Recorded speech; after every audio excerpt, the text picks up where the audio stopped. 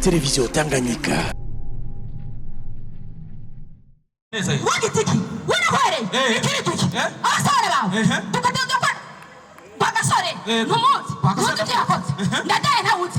ivyo yakoze siguri tukutwidagadura n'amahoro yasitse wafuye afuye utarafubiki abana bawe iyi ni imbuto z'uburi kazoza nizo tuburani nizo tufungurwa ubu rero ugomba kuvuga yuko jewe nabaye nk'imbona kazoza yuko abana banje bazorya bagafungura ibyo nakoreye cyane gose sitabire gejo kazoza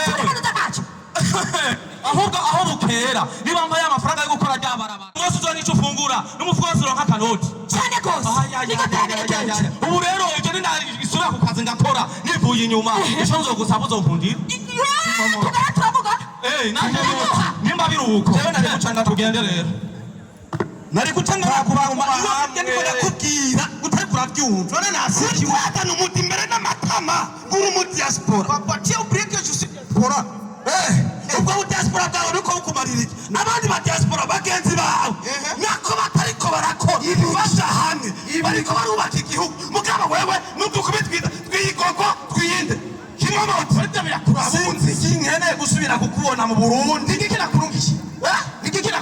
undugikira ibintu mu mahanga isi undungikira sinkene kurungikira ibintu jewe gospel gatwe kanje nkene ku Burundi bwose gakwibarutse ugakwigisha ushikirwa n'umuganda uri kurakura mu mahanga uretse no kuba kibarabara cyenyene no kuba kibarabara abandi diaspora bagenza ibyo murimwe nkorera kumwe mabi ndeke kuvuga ngo uvuke n'amategeko ndakwanza wowe yomboro kazoza wozo buri usigaje imyaka ingana umviriza saza neza ibyimona kazoza biba tutakiriho nineza ku gihugu n'imiryango yego ariko ikintu kimwe ndakubwiye kimoti leta mbyayi leta ngozi nakwita ariko irakora kugira ngo igwanye bamwe banatwe turimwo tanye mita ariko baratuzwa nagakatira nakokatira koca kigwa unyarutse ubipakire mu ndege imipakire imizigo nyarutsa mu minota mike bizoyishitse Ngozi. Alo upfa fata ivyo birato biriyo hiyo Muyinga bipakire muri terene mu mwanya muto bizoyishitse kwa Siyoni. Aka kazi kacu nako nyene ni hatari nivyoroshe asha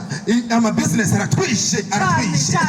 ndege y'abakomanyi yawe y'indege yaratanguye reka ikompanyi y'indege gusa ikompanyi y'indege narayikoze ndafise indege zikura abantu muri Buhumuza zibatwara muri Butanyerera ari zibatwara Igitega n'Ibujumbura ho ivyo twese nabikoze mu kanya gato